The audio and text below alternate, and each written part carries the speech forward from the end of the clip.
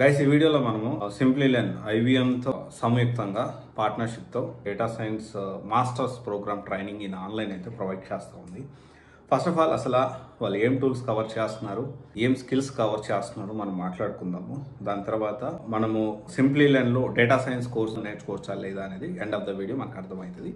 So బేసిక్గా first అయితే ఇది 2 సర్టిఫికేషన్స్ ఇస్తుంది. ఒకటి వచ్చేసి సింప్లీ లెర్న్ సర్టిఫికేట్, ఒకటి masters program, and also IBM పార్ట్నర్తో ఐబిఎం సర్టిఫికేట్ కూడా ఇక్కడ మనము ట్రైనింగ్ కంప్లీట్ చేస్తే వస్తుంది.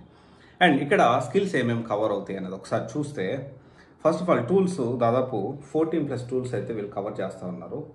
And which is ChatGPT and MySQL, NumPy, Pandas and Python, R, Cbon, Tableau and Excel, Power BI and ఇంకా వీటితో పాటు అదర్ టూల్స్ కూడా ప్రొవైడ్ చేస్తూ ఉన్నారు.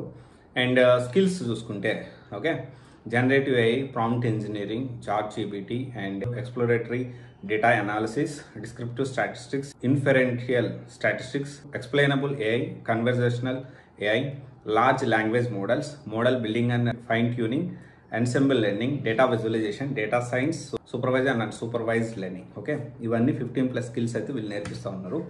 బేసిక్గా ఇక్కడ మెయిన్గా ఏంటి అంటే 2 విషయాలు నేను డ్రాబ్యాక్గా చెప్పుకోవచ్చు. అండ్ విలేజ్ నుంచి అంటే కమ్యూనికేషన్ తక్కువ ఉన్న వాళ్ళు Simplilearn data science programme తీసుకోవచ్చు అంటే తీసుకోవచ్చా తీసుకోకపోతే మీ ఇష్టం. బట్ ఏంటి అంటే కొంత ఫ్లూయెంట్ కమ్యూనికేషన్ వాళ్ళు అయితేనే మనకి బాగా అర్థమవుతుందేమో నేను అనుకుంటున్నా.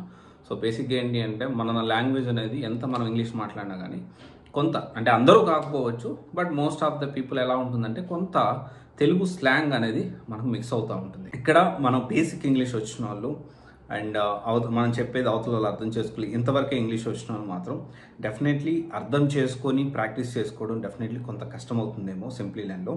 అండ్ ఇంకొక విషయం మీరు అర్థం చేసుకోవాలి, real time projects and internship అయితే ఇక్కడ ప్రొవైడ్ చేయట్లేదు. ఇంటర్న్షిప్ ఇన్ ద సెన్స్ ఏంటి అంటే ప్రాజెక్ట్స్ అనేవి జనరల్ ప్రాజెక్ట్స్ అయితే వీళ్ళు ప్రొవైడ్ చేస్తున్నారు. Like project work sales analysis అని, ప్రాజెక్ట్ 2 ఎంప్లాయీ పర్ఫార్మెన్స్ అనాలిసిస్ అని ఇలా.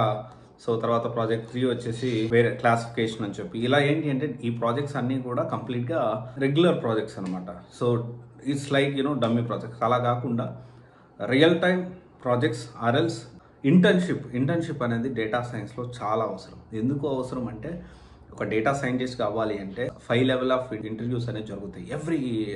ఆల్మోస్ట్ ఫ్రెషర్ గురించి మాట్లాడుతున్నారు. రిటన్ టెస్ట్, టెక్నికల్ 1-2 ఉంటుంది.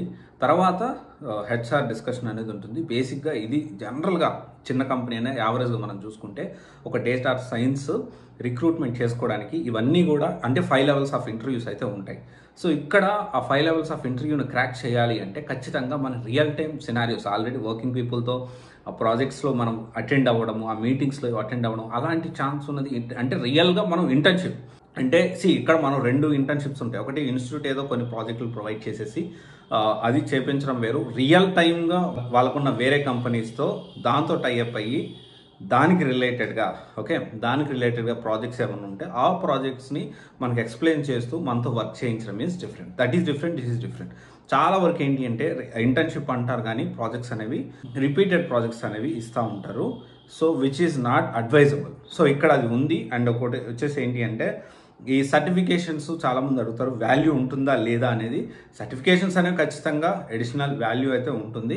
బట్ ఏంటి అంటే ప్రొఫెషనల్స్కి those who are already working, already work చేస్తున్న పైథాన్ మీద కానీ పవర్ BI మీద కానీ వర్క్ చేస్తున్న వాళ్ళకి ఇది ఖచ్చితంగా అడిషనల్ అడ్వాంటేజ్ అవుతుంది.